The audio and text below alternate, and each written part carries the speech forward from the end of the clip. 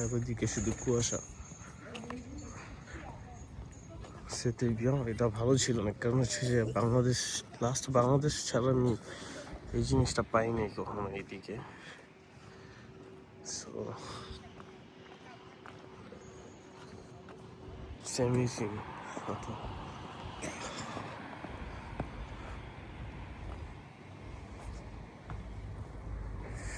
যাই হোক, এটা হচ্ছে আমার বাসা।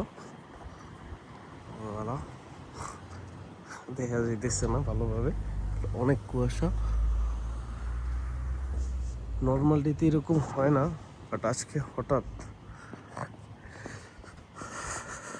ওকে, যেতে হবে আমার এখন।